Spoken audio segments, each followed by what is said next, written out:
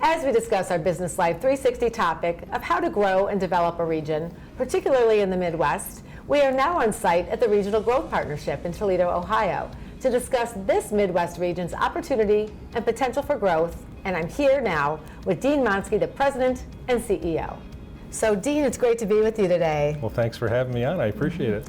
As we dive into our topic, Dean, of how to successfully develop and grow a region, what are some of the specific factors or key indicators, if you will, that we look at in terms of regional growth? Well, first of all, it's got to begin and end with collaboration. I've always said that's a really easy word that people throw around quite a bit, collaboration. It's a lot tougher in practice to make it happen. And I think if you really look at a lot of what people would consider agencies, whether it be an RGP, the Port Authority, the Chamber, and others, we have all kind of come up together. Those of us that are now leading these organizations kind of came up together, have known each other for over 20 years. So I think that collaboration, which really is based on trust, and not having an agenda and not trying to build kingdoms, but work with your partners, that's really the key to it. And that's how I think you begin to build a region, by getting everyone on the same page.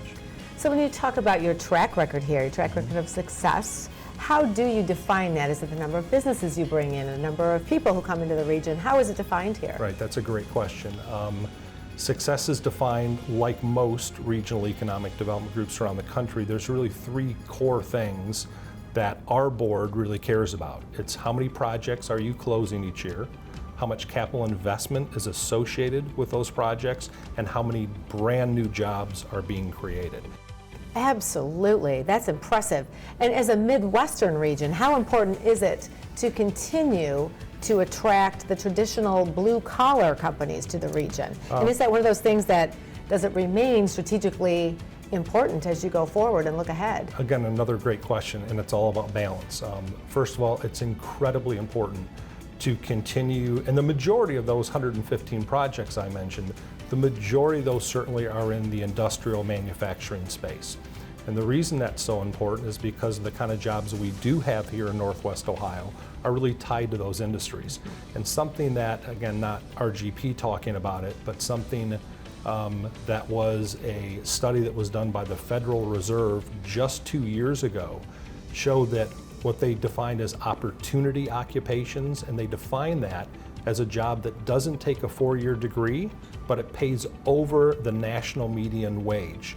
That Toledo and Northwest Ohio has more opportunity jobs than anywhere else in the country.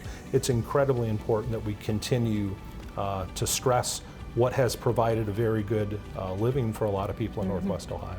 As you look ahead, making a shift to more white-collar jobs, bringing in more tech, more innovation, how is that playing into your corporate strategy and the regional growth partnerships kind of vision for the future? Right. As important as the industrial manufacturing sector is in Northwest Ohio, certainly I think you see the entire country and you see new technologies.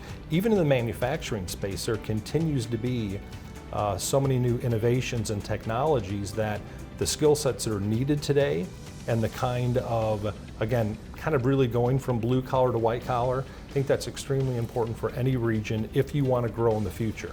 The analogy is simple. If you are going to be hard-headed and say, I'm going to continue to build buggy whips and that's all I'm going to do, sooner or later you're going to be in trouble. So it's not that we're really shifting focus. We're going to continue the focus we have on the traditional industries that, again, provide, for a lot of reasons, a very good opportunity here in Northwest Ohio, but we also have to always be looking at the future and looking at what regions are doing that are growing and making sure that we're not too late to that party. And I think we've had some early successes with that. And there has also been discussion about, as you grow a region and develop a region, really focusing on lifestyle assets. Is that something that you're seeing? And if you were to say, okay, which is more of the focus? Is it bringing companies in? Is it really working towards those lifestyle assets and developing those? Or is it a little bit of both? It's, as I started out, I think, mentioning the word balance. Everything we do is about balance. Certainly a lot of it, if you look at what has happened in downtown Toledo in the last decade. And for those of us born and raised here, it's always easy to forget. But when you look at a 10-year period and look back at all the changes that have happened, this is the thing that has really allowed us, I think, to have, we sell the business assets of the region.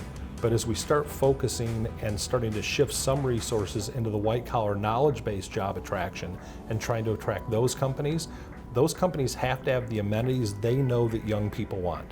I mean, it's as simple as that. So to see the renaissance of downtown and the things that this region has, the new convention center, everything that people that live here know we have, that's a way to draw. It's either a way to keep young people here or to draw young people or even young adults that have moved away to draw them back in. So it's a balance of having what people want for quality of life, but also having the jobs they're looking for, that they don't just want to leave and go to New York and Chicago because the opportunities are here. So it's always balancing those things together. Talk to us a little bit about some of the success stories that you've had in terms of bringing in new technologies and innovative companies that are really focused on that new strategy. Sure. So again, as part of the show that Sean Donegan at Satellytics, they're a poster child example of a technology that came out of the university system and then grew and got a lot of help, whether it be grants, loans, different forms of assistance, whether it be local, state, Jobs Ohio, others to help them. There are dozens upon dozens of Satellytics in Northwest Ohio that people just really aren't aware of.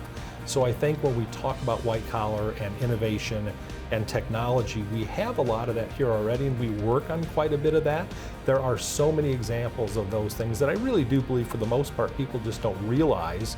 And then even on the manufacturing side, NSG that everyone knows is Pilkington. That was a huge win for the region to get the first in 40 years new manufacturing site with all new technologies of how they create glass and what they do, and they then become a supplier to First Solar. So many interconnected stories here in Northwest Ohio that, again, I don't think the average person really, even though sometimes you'll read about it, don't really realize holistically how all that fits together. Dean Monsky, thanks so much for sharing your insights and all that you are doing to really grow and develop a successful region. Thanks Great. for being with us. Thank you for having me.